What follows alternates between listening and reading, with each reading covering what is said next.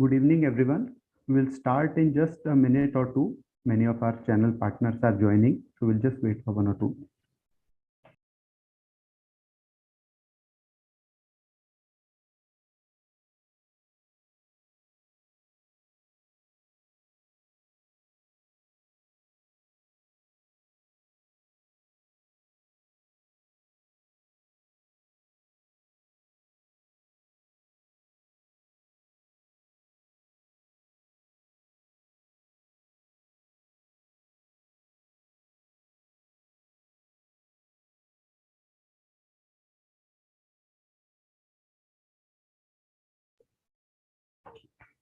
Yeah, so we can start.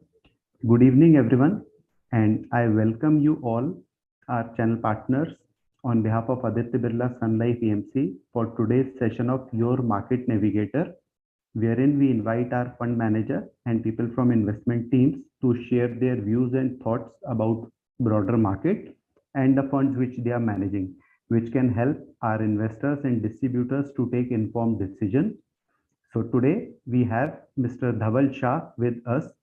Dhaval is a fund manager and senior analyst at Aditya Birla, and he has experience of overall 16 years and part of Birla since 2015.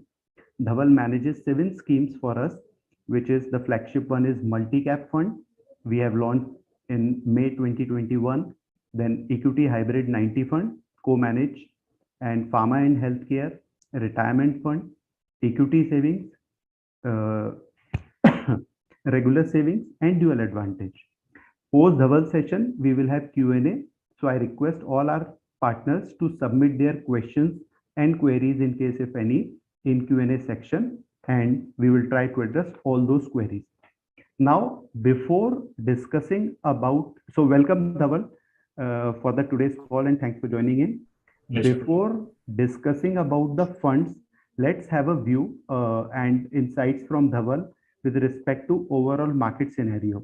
So Dhaval, today if you see there is a lot of volatility in the market in last 2-3 months we have seen markets are almost 5 to 6% corrected from the top, although we have seen 12-13% correction from the top, and everyone is talking about Russia and Ukraine war, the hike in crude prices, which is touching almost $114 a barrel, and US Fed rate, which is almost now 2.5% for 10 years.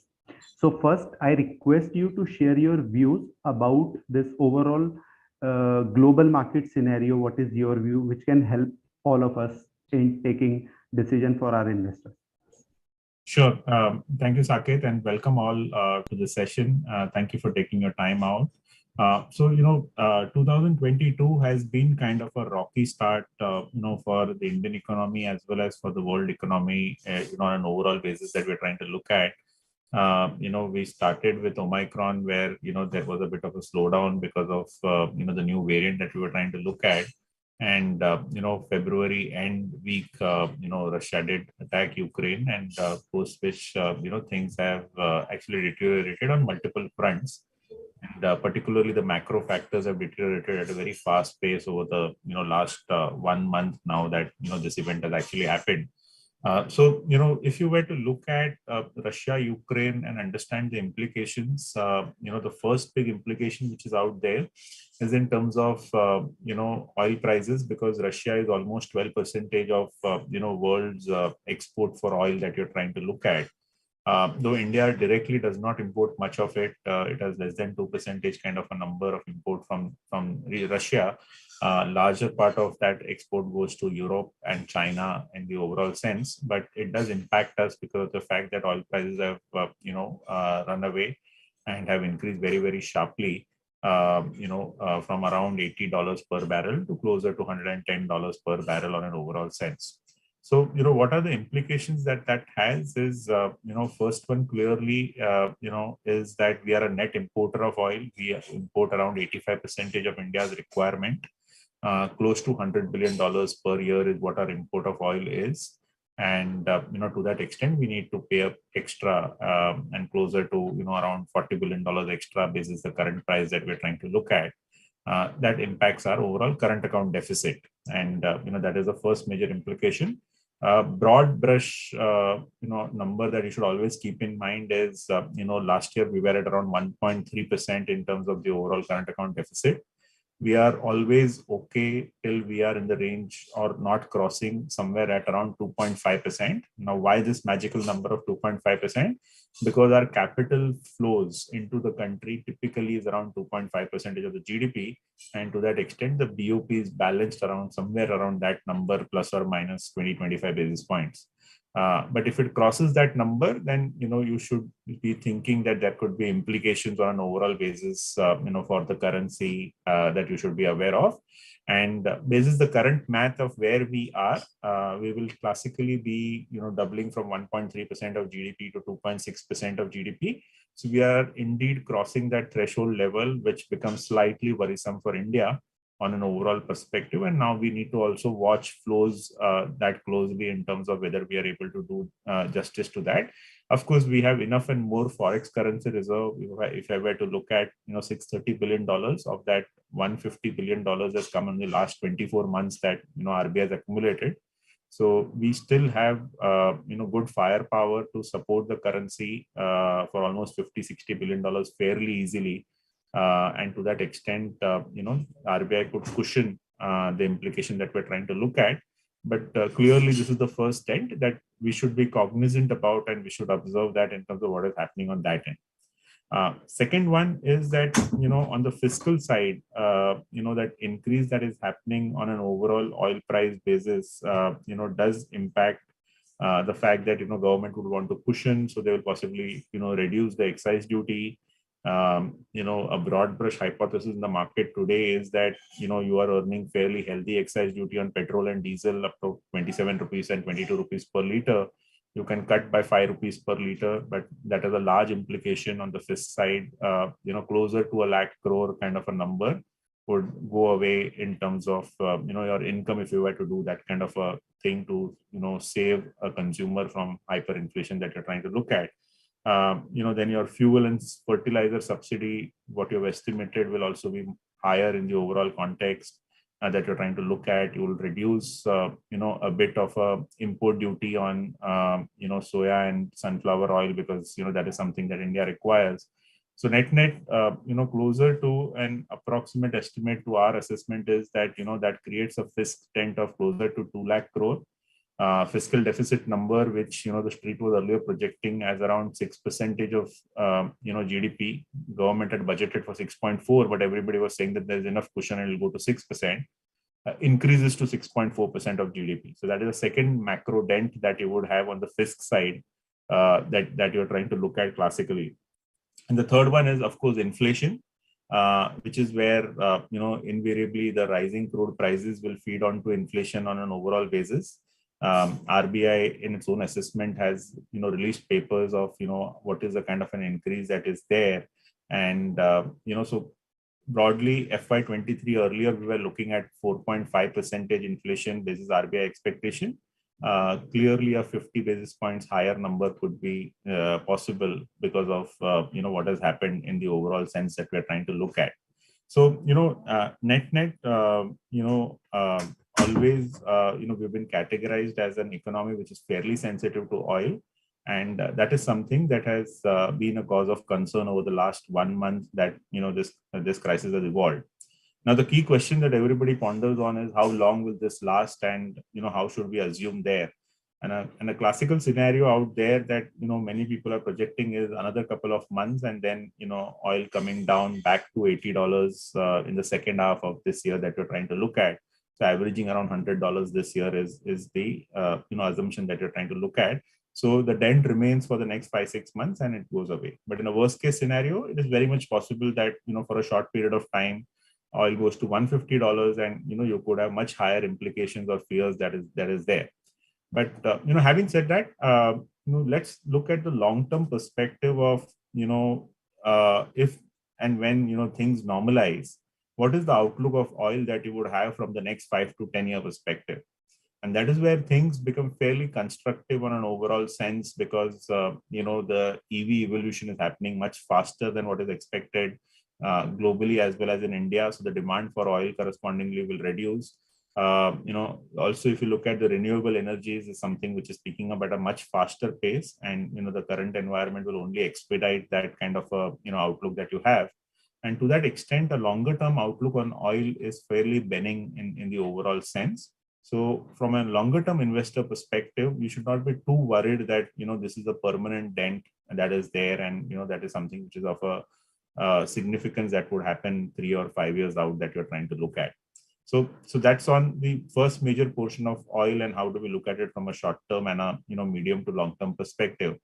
The second implication is clearly metals, which has again seen a euphoric rally, and there are a couple of metals where Russia stroke Ukraine will be of significance.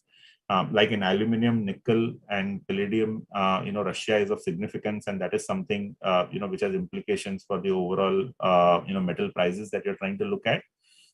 Ukraine is only significant in neon and krypton, which are gases which are largely used for semiconductor or chip manufacturing. So there could be some issues there, but our channel checks are suggesting that chip guys have more than 6 months of this gas inventory, and the cost of this gas is less than 1% in the overall chip manufacturing.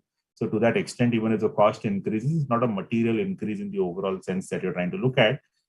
So palladium and neon is something that is used in chip manufacturing, which invariably will go into autos, will go into various other consumer discretionary items, and there could be cost increases to that extent. And otherwise, broad brush, your metal price increases will dent corporate profitability a bit, because the pricing power or the ability to pass on cost at such a high cliff is something which is certainly not there with corporate India, because of the sheer fact that last 9 months also have been fairly inflationary on the metal prices, and corporates have been trying to pass on the cost. And so if you were to look at consumer discretionary companies, they've already passed on 15% cost hikes, where the actual cost hikes were 25%, and taken some bit of a dent on profitability, but they require to pass another 15% because of the cost increase, and that could have some implications on corporate profitability that we're trying to look at. Third one is chemicals, where again a lot of input goes from petroleum products directly or indirectly, and which is a raw material for various chemical companies as well as for pharmaceuticals. And again, there could be cost pressures that we are trying to expect out of that in the overall context of where we are today. So net, this looks like a slightly challenging environment over the next 6 months. Where there could be earnings cut basis what has transpired, and we hope that as things normalize, the overall earnings could actually come back to where we were earlier projecting on an overall basis. Second is, Saket, you did touch upon Fed rate hikes, and which is the another important point where everybody's tracking that in terms of what is happening there, and what is the sense that we should make out of it. So my 2 bit there is that, the commentary from Fed has been that, 2022 will see another 7 hikes. It is already hiked once, and we will go closer to 1.9%, right? And, 2023, we will close, or the year 2023 with 2.8% kind of a number in terms of the rate hike cycle that you're trying to look at. And our sense is that, Fed has taken a call that, whatever pressures are there are largely, supply led, but overall economy is doing well. And that is where they will continue to raise rates in the overall sense that you're trying to look at. Now, let's look at history and understand, how does this impact the overall economy? If you were to look at last 60 years, there have been 10 rate hike cycles, right? And of which 3 of them have led to soft landing, but majority of them have actually led to issues in terms of demand deterioration that you're trying to look at. And to that extent, it's a big question mark that you should be pondering on whether this one will be able to maneuver well in the overall context of where we are today. In that context, I would think that Fed might not go all hog of what it is trying to project on an overall basis, and will be cognizant of slowing growth also at some point in time, as much as it is worried about inflation and the overall context of where we are today. So my assessment is that you will have some aggressive hikes immediately for the next 6 to 9 months, and then there will be a recalibration of what you're trying to look at. And at the same time, there is also a commentary on QT, where you are trying to say that the excess liquidity which was provided to fight COVID, and where the balance sheet side has increased to $9 trillion, needs to come off, and they are projecting somewhere around $100 billion of QT happening every month. And that kind of money will be going out, in the overall sense that quantitative tightening is what we're trying to look at, and that could have implications in terms of flows to emerging markets and what do we make sense out of it. So to that extent, it's an event that we should be closely monitoring. My sense is that they will be looking at growth and then trying to maneuver the whole thing.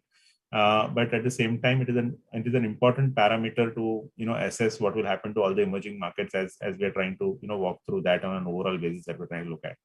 Coming to RBI, we still find they're fairly dovish, and they first need to change their stance. So possibly rate hikes will start possibly by August, but market has implicitly already factored that in the current sense that you're trying to look at.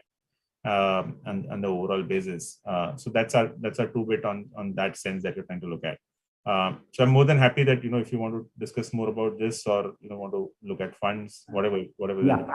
So one more point in addition to what you have mentioned with respect to FIIs and DIIs flow. So what we have seen in last 1.5 year is the stake of FIIs are coming down and DIIs proportion is increasing. And we have seen ample liquidity in the system on a global front as well as on domestic front. And that is evident from the fact whenever we see these kind of corrections, and immediately, let's say after 5-6% kind of correction, we again see 2-3% kind of recovery because we are getting domestic flows as well. SIPs is another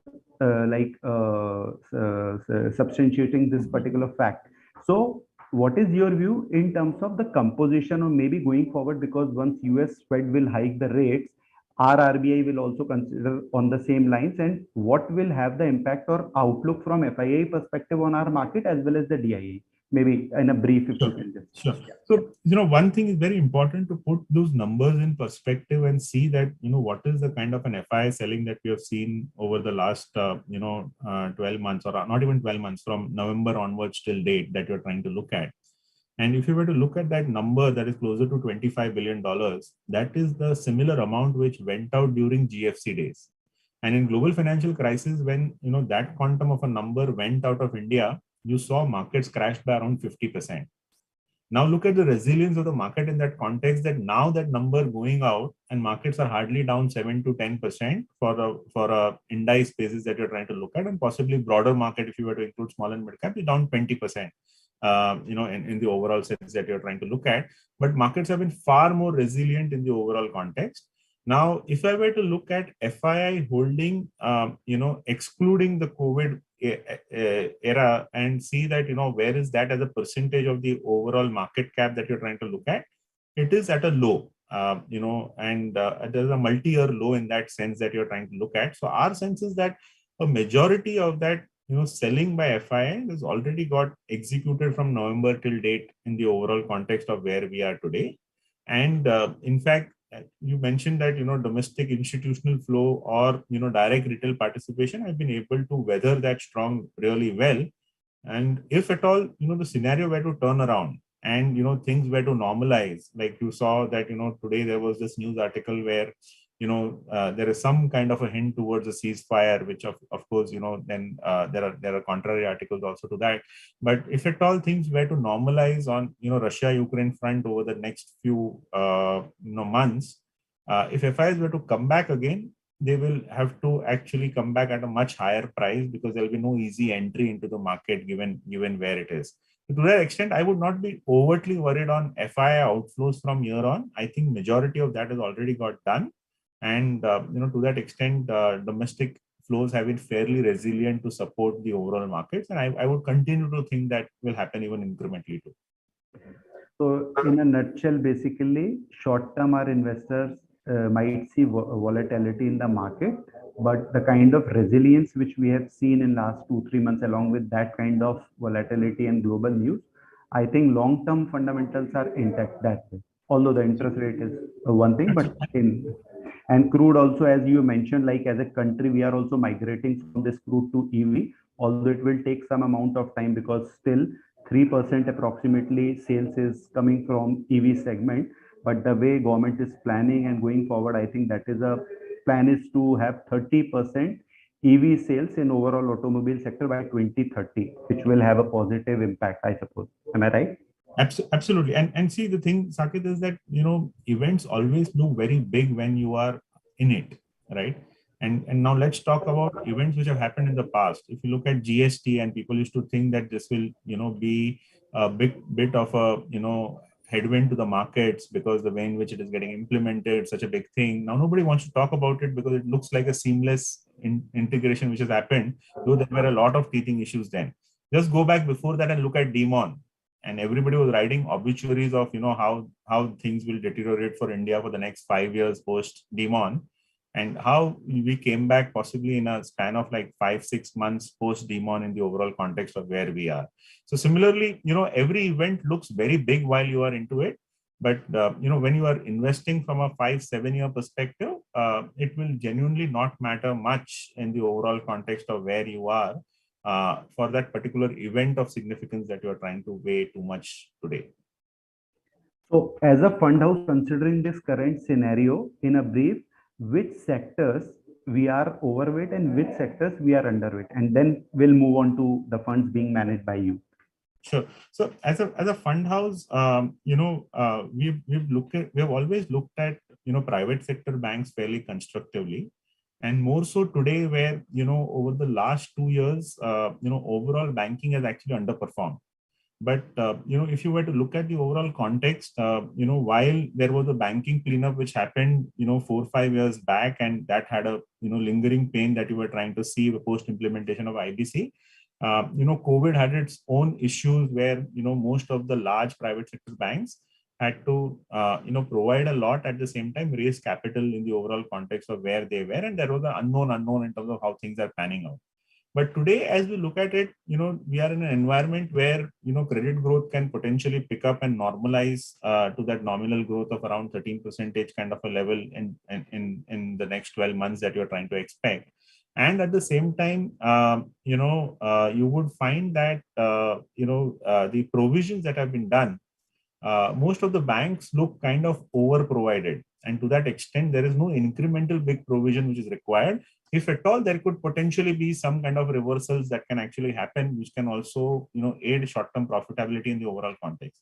So I think private sector banks, where valuations are already corrected, balance sheets are strong, you are possibly looking at a good credit growth cycle, is one area where we should be fairly constructive on an overall basis, for the markets that we're trying to look at. That's the one which is there. Other than that, I think on the consumption side, you have to be fairly selective because there could be margin pressures. But at the same time, there are good businesses which have corrected fair bit, where you would find that these valuations make sense from an investment from a 3 5 year perspective, and which is largely a hypothesis where there is a large unorganized market which is getting converted into organized, and that is a multi-year cycle which has started possibly 4 or 5 years back. We are in the midst of it, and possibly will continue for another 10 years. And such businesses where you will find that now that valuations are also corrected, makes sense. There will of course be pain for the next 6 to 12 months. And but at the same time, if you were to look at it from a longer term perspective, there could be a decent delta on the overall sense that you're trying to look at. Then there is specialty chemicals where the overall markets, there are select companies which are trying to say that there is a big China plus one opportunity which is coming up. Customers are themselves asking them to actually look at that opportunity and set up capacities, and those businesses look fairly attractive from an overall basis. Then there is the overall Capex recovery cycle, which also looks fairly strong, though near term has been a dent because of the various issues that we discussed. But it looks like people who are geared to be benefited from data center setups, people who are geared from a general industrial recovery, are or a PLI in manufacturing are good beneficiaries that could actually, do well over the next 3 to 5 years, as things normalize incrementally that we're trying to look at. So those are few of the opportunities which makes us fairly constructive on an overall sector basis, from here on. Yeah, thanks. Thanks, Dhaval, for sharing overall market outlook and our fund house positioning. Now, before I move on to specifically about multi-cap fund, one question that keeps on coming and we have addressed on different forum, but maybe at the cost of repetition for the benefit of all, from investor and distributor perspective, what is the difference after this SEBI categorization? We have now multi-cap as a category, we have flexi cap as a category. What is the basic difference? Because investor also keeps on asking. So maybe in a brief, if you can just touch upon, and then we will discuss about our multi-cap fund. Sure. So, if you were to put it on an overall risk framework and see that, what are the products that, any EMC is offering, right? The first, which has minimum amount of small and mid cap and relatively lower risk in that overall context, is a large cap fund, where classically, the small and mid cap portion will be somewhere at around 10 to 15% of the overall portfolio, right?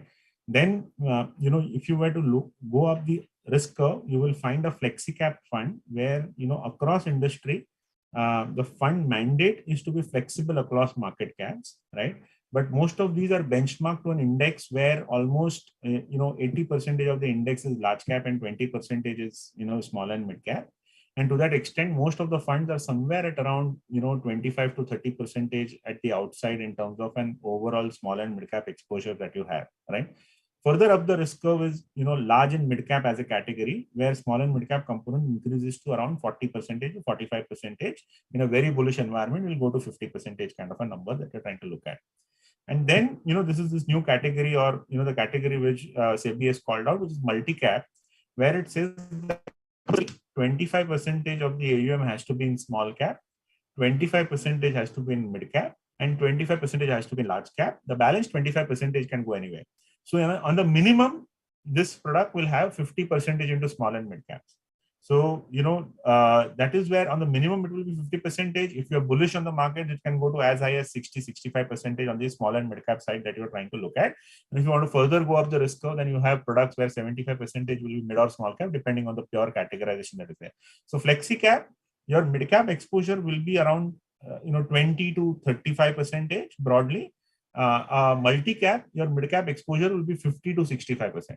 So multi-cap is a far more aggressive exposure product towards small and mid-cap versus a flexi-cap by the design in which it is there, and that is the primary difference which is there in the overall context of what a flexi-cap is and what a multi-cap is for most of the fund houses that I can generalize on. So basically, from long-term perspective, as we have seen, mid-cap, small-cap normally generate slightly higher return compared to large-cap. So in a way, multi-cap is positioned slightly above than your flexi-cap with mid and small-cap exposure on a higher side. Yes, and I must add at the cost of repetition again that which kind of a fund to be recommended to which investor completely depends on the investor risk appetite. It might very much be possible that a investor is fairly young but very risk averse and might want to look at only large caps, and whereas you might have at the same time an extreme other end where an investor might be fairly wealthy and old, but at the same time fairly risk taking, and for them multi-cap could be a good option despite the age that you're trying to look at. So yes, on an overall basis, this will be a far more higher small and mid-cap exposure product versus a flexi cap. Yeah, thanks. Now coming on to the fund which you are managing, which is our ABSL multi-cap fund, which we launched May 2021. So it is going to complete a year in the month of May. So we collected almost close to 2100 crore plus during the NFO. Today it stands at 3200 plus crores. And just wanted your view how the journey has been in last 1 year, because many of our banks, distributors have participated in this NFO, and then later on we'll seek your views with respect to the prospect. So how this 1 year has been from your perspective? Sure. So, it's a fairly interesting question. And, we started off with an hypothesis that let's have 20 large caps, 20 mid caps, and 20 small caps, which are the best of the fund house ideas in the overall context that we're trying to build up, and construct a portfolio which is where each of the categories will be represented in an overall context. And I must say, first at the start when we launched this product in May, markets were fairly euphoric, and we were able to deploy capital fairly quickly, despite or rather not too much worrying about the fact that there could be big correction, because there was an anticipation of a big correction at that point in time. But we were able to deploy capital fairly quickly and participate in that rally over the very immediately at the start that we're trying to look at. And only big one which was there, which, or rather two things which we thought did not go as per our expectations, and we're trying to still look at that in the overall framework. So the first one is the fact that we thought that we will be able to buy 20 small caps, but given the size of the fund, where we are trying to say that a closer to 3,500 crore fund, and what we're trying to deploy in terms of small caps, each of the investments did require us to slightly broaden the portfolio to have a higher number of stocks in terms of small cap allocation. And while we are still actively looking to consolidate that, so today if you look at the portfolio, I have 18 large caps, lesser than 20 that we're trying to look at. I have closer to 20 or 21 mid caps, which is as per plan, but I have slightly higher small caps. That is largely not by design, but by the fact that every counter will have a particular liquidity, and even if I were to buy 2%, I require possibly closer to 70 crores. In a small cap becomes a slightly one where you would require to build it up over a period of time that you're trying to look at. So that's where we're trying to consolidate the small cap position. Secondly, we started off at that point in time, despite the euphoric market, we were closer to 25-26% small cap and mid cap, right? Today, we are already at 28% small cap and 28% mid cap. So particularly over the last 2 months, while small and mid caps have corrected, we've actually added more and more of small and mid caps, because we find that many of these businesses have corrected very, very meaningfully, some of them by more than 25-30%. And the basic hypothesis of the business over the next 3 to 5 years in terms of growth parameters remain well in its place that is there. So to that extent, we've increased the small and mid cap over the last 2-3 months for the overall portfolio that we're trying to look at. The other big change is that when we launched this fund, there were 5 broader themes that we said are attracting our attention as an investment hypothesis. Private sector banks, which we discussed, is a multi-year opportunity. Consumption. So today, if you were to look at first private sector banks, that is around 23% of my overall portfolio, which includes banks as well as NBFCs. We've got quite a few of them which has delivered well and good returns on the NBFC side. I cannot take obvious names here, but that has panned out well in the overall context. In terms of the second big one is around 22% is consumption, which includes FMCG as well as consumer discretionary in an overall sense. And there we played a lot of open up trades. And those open up trades have also worked really well today. And many of them we've seen has given very handsome returns on the overall context. Be it multiplexes where we participated in both of them, or be it a shoe retailing company or a luggage retailing company where we've done fairly well in the overall context of having good stock selection and a good delta coming on that end in the overall context. So that was the second portion. The third one was where we found difficulty in scaling up, which was specialty chemicals, where we actually entered into 2 stock hypotheses, but valuations were fairly rich. And we are not a growth at any price investor. We completely follow a GARP philosophy, which is growth at a reasonable price. So we have been fairly patient in terms of trying to build up, good quality ideas here, which are available at a price that we would want. So that is something which is now getting built up slowly and gradually, because some of the stocks have seen corrections, but we've practically not had specialty chemicals as much as we would have wanted to way back in May then in the overall context. Fortunately for us, many of these companies also did not do that well because of some of the other margin pressures that they had, which have been there. The next big area is digital stroke tech, where our investments have been fairly reasonable. Where we have participated, overall portfolio is somewhere at around 12.5 to 13% invested here.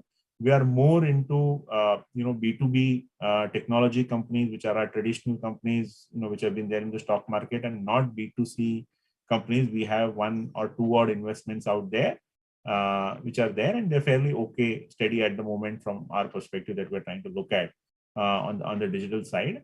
And on the PLI side, we have got two or three companies where things are panning out well on the overall business. And that was the fifth theme where we were trying to look at. And that is again something that we wish to build more, but we still have a reasonable exposure on the PLI side that we're trying to look at. So that's how the whole construction has been, more transitioning towards small and mid cap, more towards all these five themes, and particularly now adding more towards specialty chemicals as we go through. Yeah. So I was going through the portfolio. Out of top five sector, majority of you have already covered, like banks and financial services, IT and software, consumer discretionary. Pharma is another sector wherein we have our roughly 6-7% portfolio, and we have seen last 1 year pharma performance was not relatively so good, but before that we have seen a rally post that pandemic. Now from here on, what is your view? Will it be continuing and featuring in top five sector portfolios, or maybe we are pruning our positioning into pharma and maybe adding some other sector? Sure. So first, let's understand the outlook on pharma here. The outlook on pharma is that the domestic business, which is domestic-oriented businesses, still continue to do fairly well. But the export-oriented business over the last now more than 2 quarters have kind of struggled to grow. And that is largely because of the fact that there was higher inventory in US in anticipation of COVID waves, and then they started optimizing it, and that is where no sales growth happened across industry that you're trying to look at. And it always became a product-specific opportunity which one or company would have, and the execution capabilities on the supply chain that determined who was successful here. But broadly, most of the companies did not do well on the US generic business that you're trying to look at.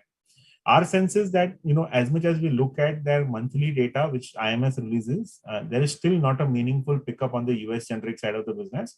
So you have to be very stock specific on export-oriented businesses, even from year on, as a theme when you are trying to invest in for pharmaceuticals.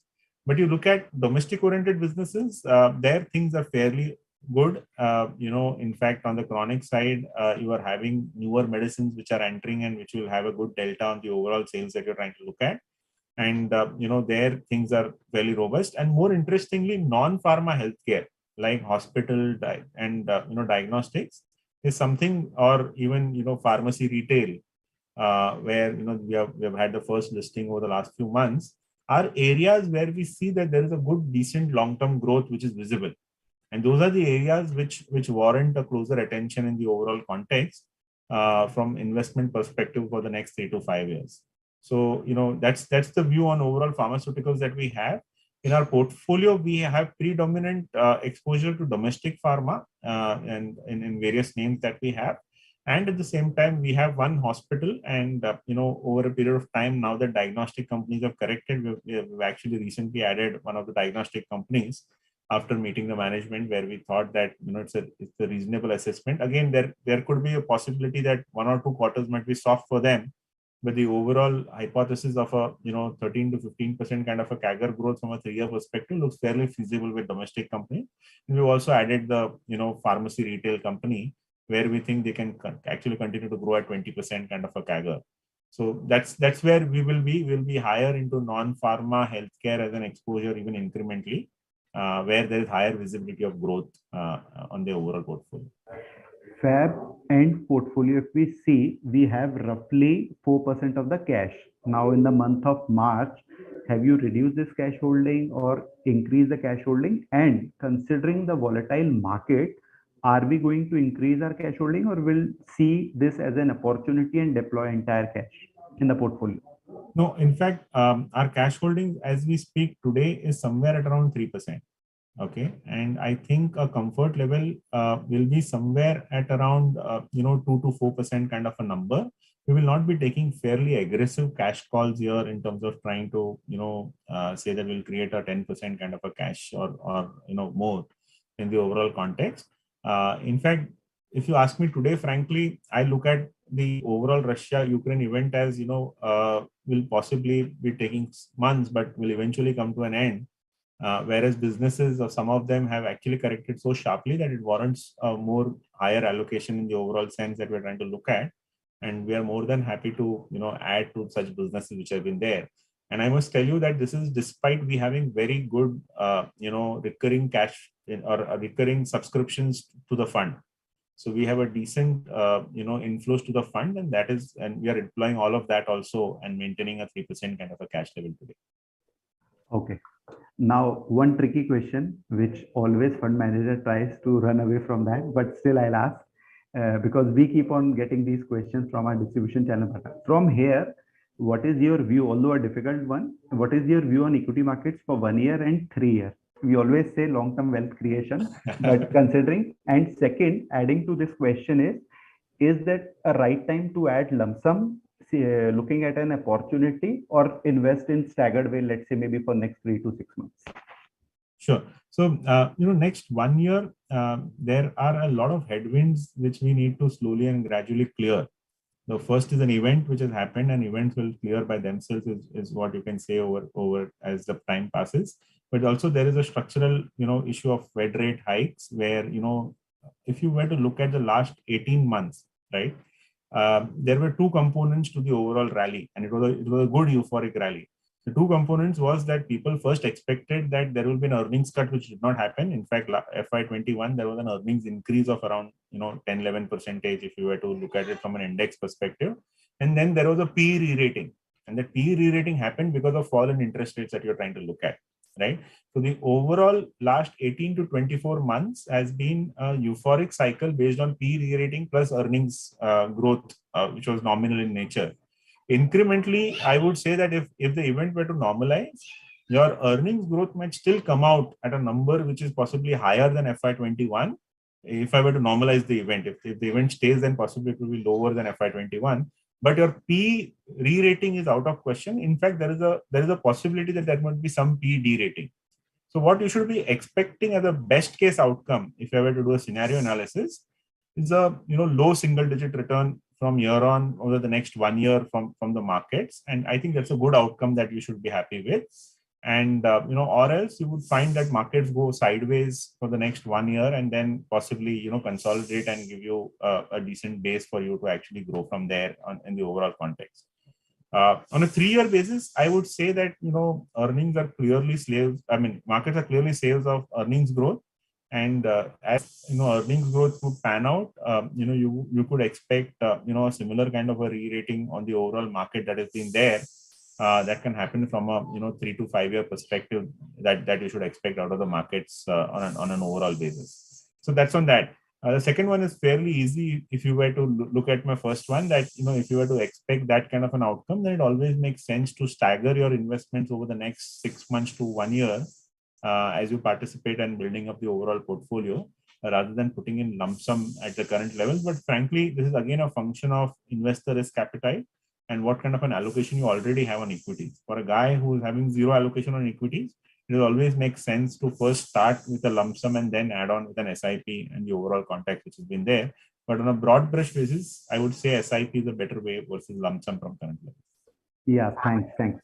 So before moving on to Q&A, since you manage few other funds as well, so in a very quick brief for our distributors, we have seen equity hybrid coming back sharply in last 1 year and 2 year kind of performance, what we have seen in top quartile.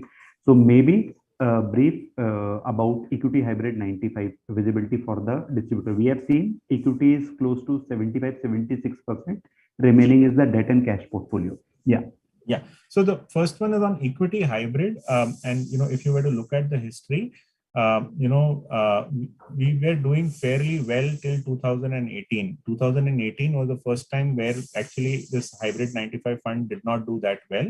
That was largely because the equity component had a larger small and mid cap, and the 2018 was a rally which was completely a polarization rally where only few stocks did well and the broader market did not do well, and that was the first year where we suffered.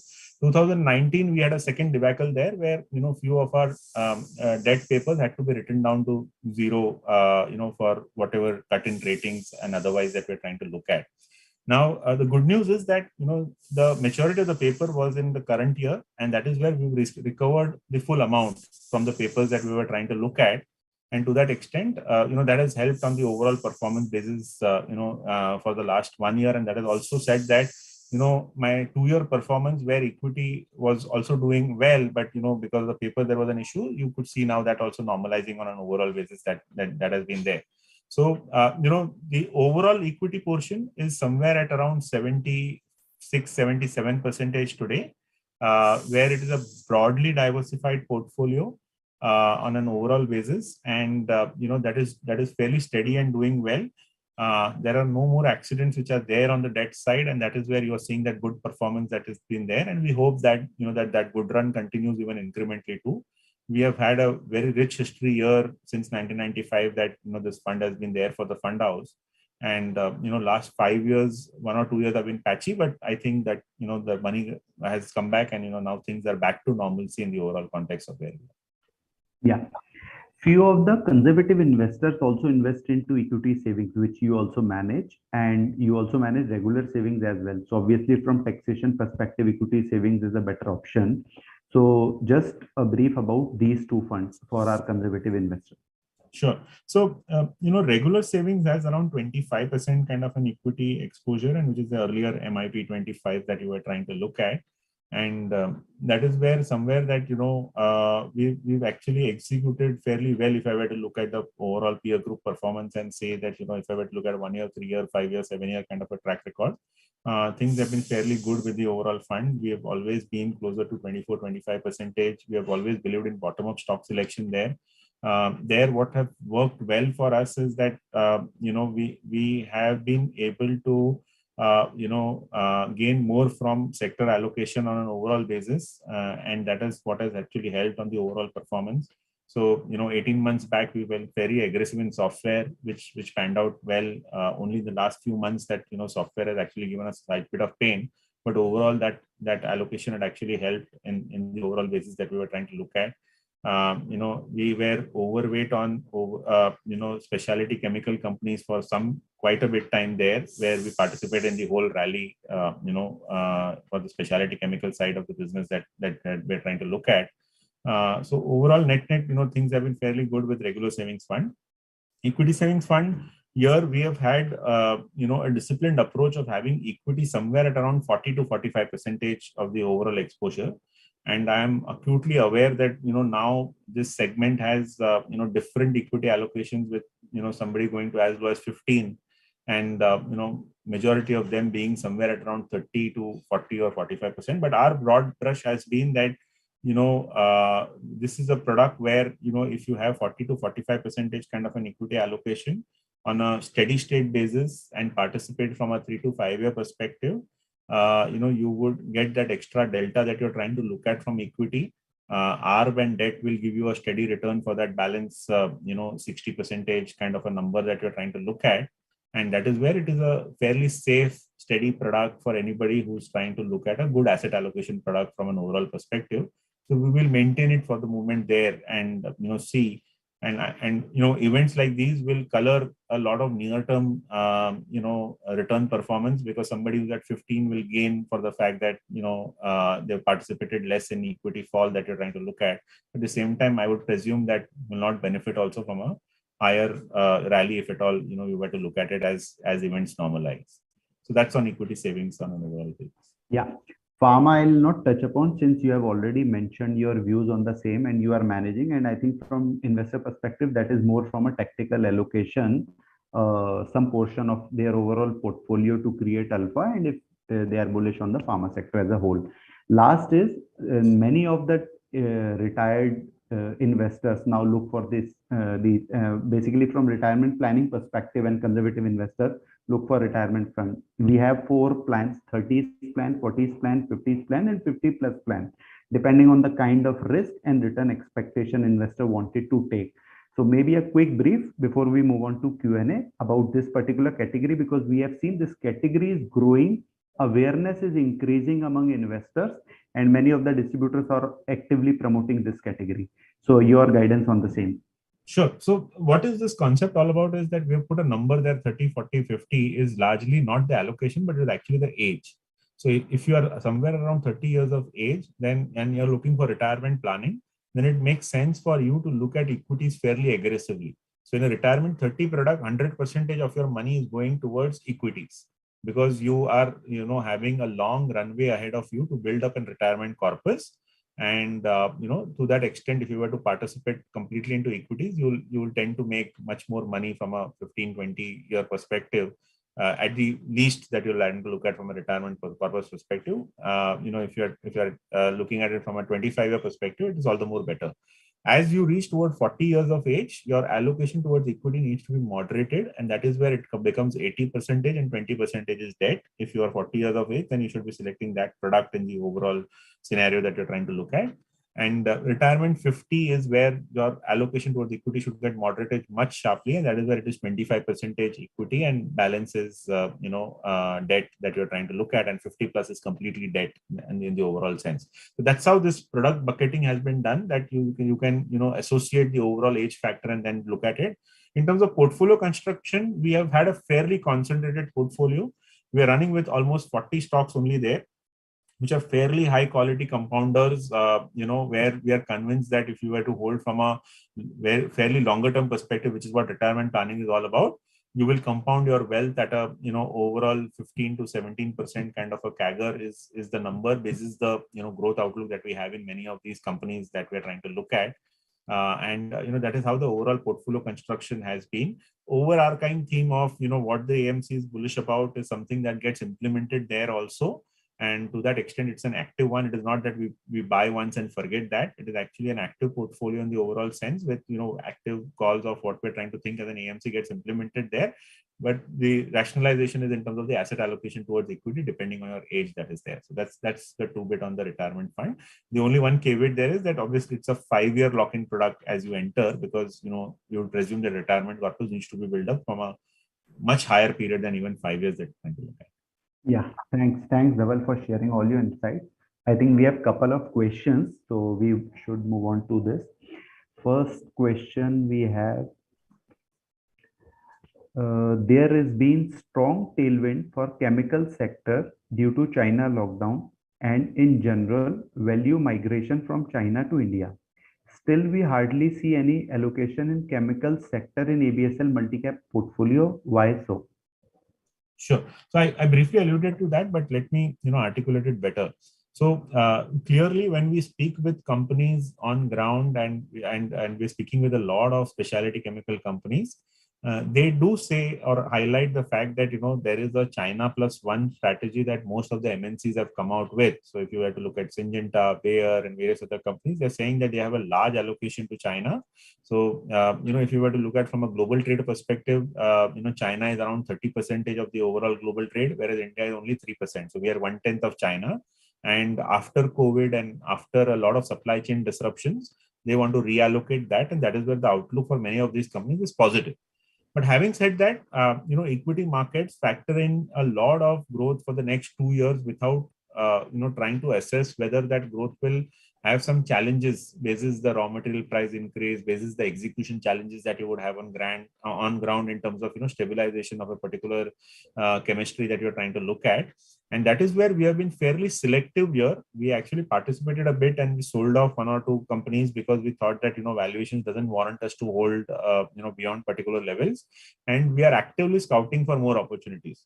So your assessment is correct, that we have a lower allocation, but we intend to increase that allocation. In fact, if you were to track us very closely, you will find that, the recent portfolios will also see new names coming in on specialty chemical side that we would have added in this correction. And we will only intend to increase it more from here on also on a secular basis that we're trying to look at. Yeah.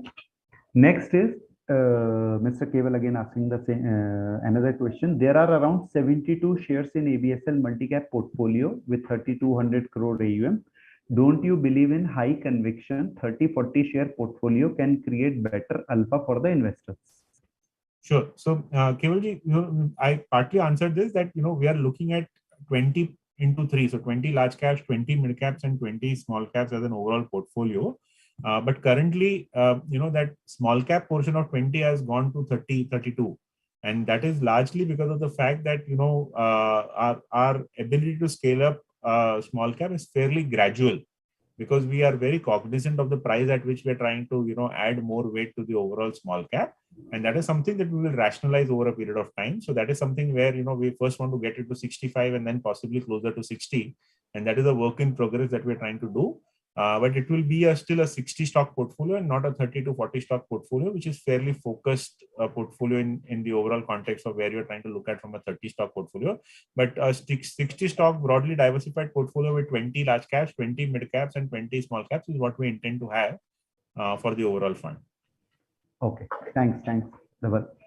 Then what will fund pick from? One share with average business but highly liquid, and other share with best in class business but low free float. Clearly the second one, best in class but low free float.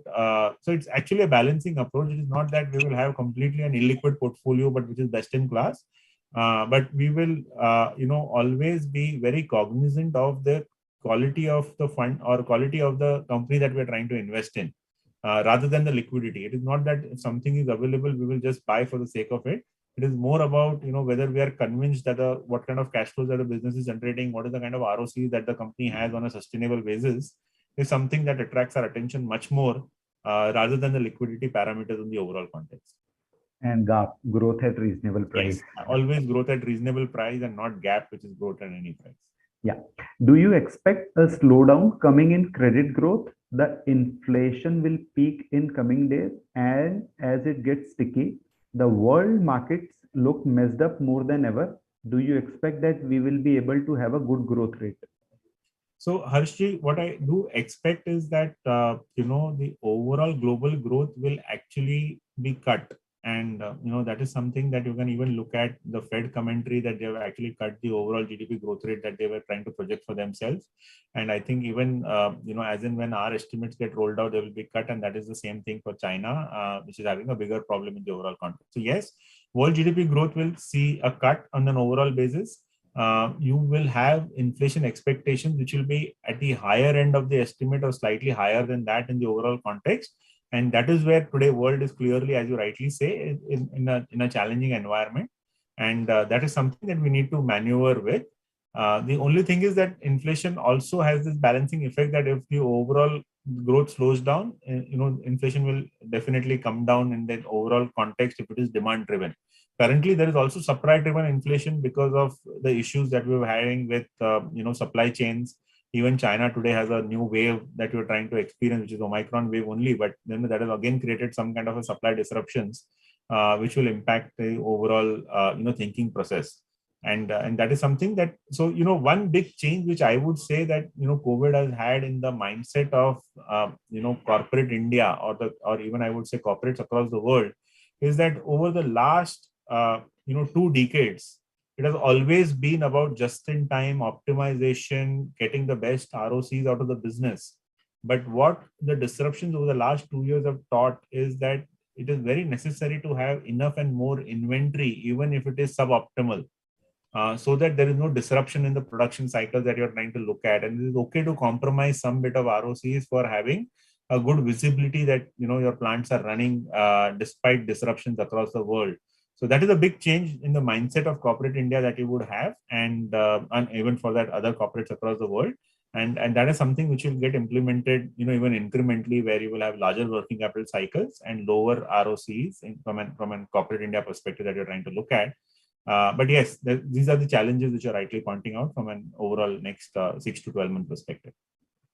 Next is Mr. Suraj Jatwani is asking how you can see the inflation in medium term, 1 to 2 years from here, and how much effort on Nifty, EPS, and return.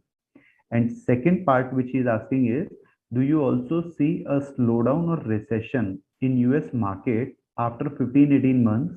If yes, then how much impact in India in medium term from 2 to 3 year perspective? Sure. So the first question in terms of, what Suraj is asking is on inflation in the medium term. And I would presume, because it's asked based on Nifty EPS, it is India inflation that we're trying to look at. Yeah. So I would think that, we will be at the higher end of what RBI is trying to, project, and possibly be 50 bips higher if this event doesn't go away early on the overall context. So FY23, you can expect somewhere around 5% plus kind of an inflation number that you should be expecting versus 4.5 what RBI has guided with the balancing effects and everything in place that you're trying to look at. Now, what is the kind of a nifty EPS cut is something that, the whole, investment community is keeping on pondering on. My broad brush assessment is that closer to 5 to 10% cut is on the table today for the nifty EPS basis the commodity inflation that we have actually seen up till now on an overall basis is something that we'll see as a nifty EPS cut that we're trying to look at, and correspondingly a lower return expectation on that in that overall context. The second one is what you're trying to ask is that do you see a slowdown or a recession in US and after 15 to 18 months? So and where this question comes from is largely that many people who try to predict a recession, the foremost parameter that they track is the yield curve, and that yield curve has actually seen that the spreads have been as low as 20 basis points, and anything below 40 basis points, Fed takes an alarm when a 10-year minus 2-year has that kind of an impact that whether we are actually entering into a recession. Typically recessions happen after the yield curve inverts, and post 12 to 15 months after that it does happen. So yield curve is definitely showing you today that there is problem and possibly a recession 12 to 15 months out. Whether that is just a technical factor or whether it will actually happen is a passage of time that we will see. If that were to happen, and as such, we've had a good growth cycle over the last few years in US that you're trying to look at, and so to that extent, there is a possibility that there is a growth slowdown and even a recession for some time. How much of that will have an impact on India? I think that will be impacting flows quite a bit, and to that extent, it could have implications on an overall basis. We are not as correlated as China is to US growth for an export purpose basis, but it does have an impact because we have a decent software export base, which can see a slowdown in the services side that you're trying to look at and have an implication for India on an overall basis. So yes, it will have an implication if it were to happen that way, 12 to 15 months out. Next question, Dhaval, is there any difference between multi-asset fund and multi-cap fund? How can we expect the performance of ABSL multi-cap fund in the coming months and years? Sure. So, there is a definite difference between multi-asset fund and a multi-cap fund. A multi-cap fund is to have all of that money into equities, and with an allocation of how much goes into large cap, minimum of 25, small cap, minimum of 25, and mid cap, minimum of 25. But all of that 100 is into equities. Whereas a multi-asset fund will be having investments across asset classes, of which equity will be one among the asset classes. It could be gold, it could be various other asset classes, and now even regulator is allowing you to participate in various other commodities. And there could be more multi-asset funds which can come up in that flavor which is there, but that is more of an asset allocation product, and this is more about an product where all of it is into equities and what market caps that we're trying to refer to. I would want to duck the second question, which is expect the performance of ABSL multi-cap fund, because we're not allowed to guide a particular number by regulation. But all I can tell you is that look, we are a growth-oriented investor. So we typically look at stocks where we find that the earnings growth should be minimum of 15% or higher. And then, you need to overlay with that the overall, PE framework and understand what is the kind of returns that we would make. But this is just a guiding principle of, what we try to look at while investments. But I cannot give you a clear number of what is the performance that I can expect for months and years. And another criteria, or maybe the target for the fund manager, is to outperform the benchmark by maybe 200, 300 basis points. That is always, that is post expense is what I can add. Yeah. Yes. So in at gross level, it would be, let's say, if it is outperformance of 3% post expense, so gross it would be 5% that way. So that is the intent of the fund. Endeavor to do it. Yeah. Endeavor to do it. Yeah. What is the ideal duration for an investor to invest in multi-cap and flexi-cap fund? For a new investor in MF, can we suggest multi-cap or flexi-cap fund for medium duration? Sure. So the ideal duration to invest is a minimum of 3 years in each of these funds. Ideally, I would say is around 5 years kind of a duration that you should be looking while you are trying to invest in these funds. because many of the investment hypotheses that enters this fund are trying to look at a compounding story in that kind of a framework that we have while we're trying to make investment decisions on an overall basis. For a new investor, it completely depends on the kind of a risk appetite that person who's investing will have. If he's fairly risk averse and wants to participate into equity markets, I would suggest a hybrid 95 fund as an entry level product, which is there, which has 80% equity, 20% debt across cycles. It has been proven that it gives you steady return because debt helps you when equity goes down. But if you are an aggressive investor, slightly than that, then you should first be looking at a flexi cap fund where you have a 25 to 30% kind of a small and mid cap allocation, 100% into equities. And if you're far more aggressive, as an investor, then you should be looking at a multi-cap fund where you will have minimum of 50% into small and mid caps and possibly closer to 60 into small and mid caps, which is a far more aggressive product to get you the beta out of the market on an overall basis that we're trying to look at. Yeah.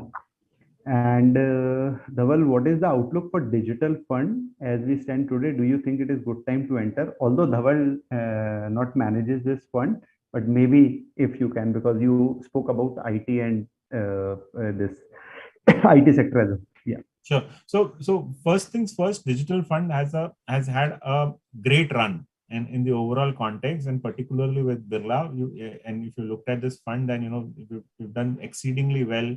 Over the last 2 years of investments into digital funds, and of course there is a long-term history also to that. But last 2 years have been fairly exciting in the overall context. Now, you look at the underlying investments into ITs, which companies where this fund has actually typically invested, and which is where many of these companies were earlier growing somewhere at around 8 to 11-12% kind of a number in terms of the growth rate. But come COVID, work from home, a lot of corporates which are their clients had to actually prepone a lot of their digital spends because their channel of sales changed all of a sudden to 100% online, and to that extent they were underinvested in that sense, or their ability to service customers or their employee connect in the overall sense.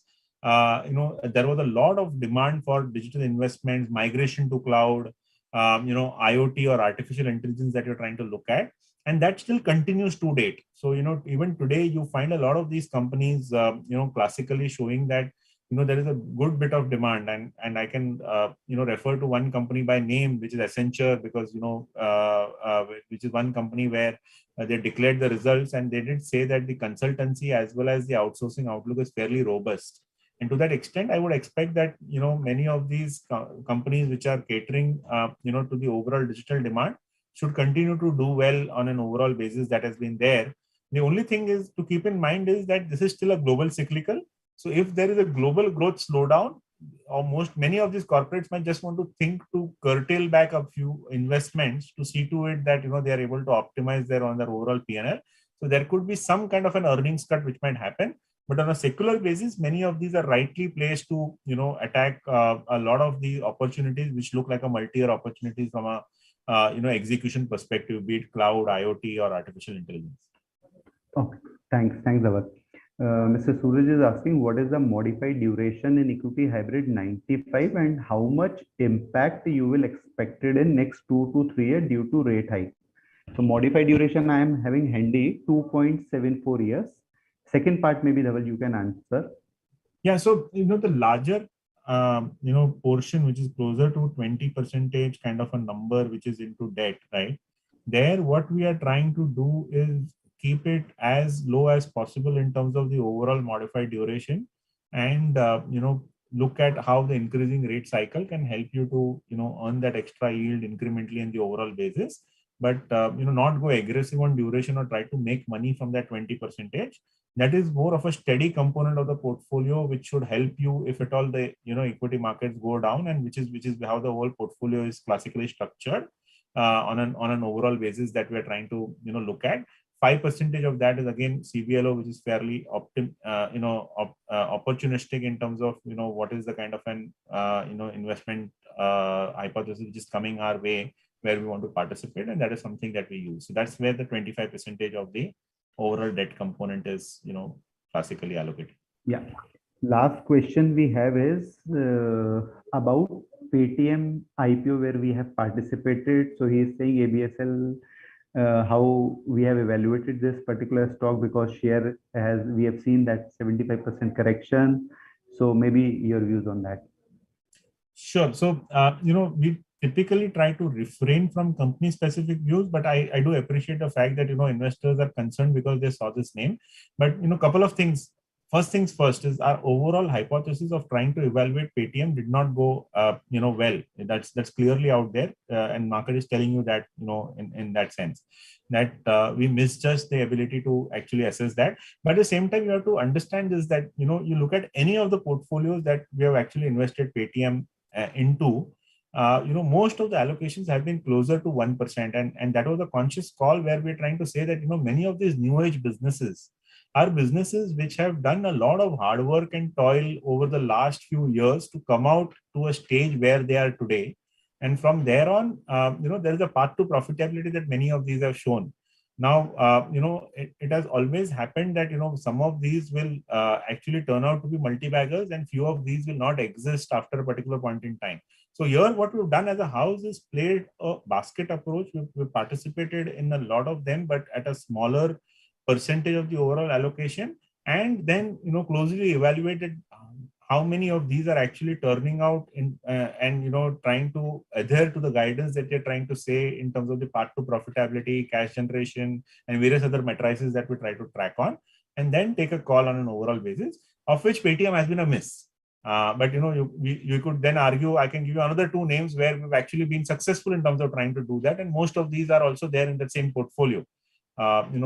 Be it Nika or be it anything else. And I don't want to actually get into names here, but I'm just trying to tell you that it is more of a, assessment of how these new age businesses can be participated in. And there could always be, see, this is a business where even if you get 60% of your calls right, you will do much better than the overall market. And you will go wrong in 40%. And, you could be having specific names that can get attracted to it. But average 60% hit rate is a very good hit rate for you to outperform the overall market. And that is where don't be overtly focused on one name and try to think through too much into it. Whereas it's more of an assessment of the overall portfolio and how are you trying to look at it. So, you can look at any of the portfolios where there has been a larger allocation, be it frontline equity or be it equity fund. I think the overall performance is fairly good despite the Paytm mishap. And had that not happened, it would have been a euphoric one in that sense that you're trying to look at. But despite Paytm, you've done fairly well in the overall context that we're trying to look at. And I would want to take it in that stride and move ahead rather than trying to look at it in finer detail.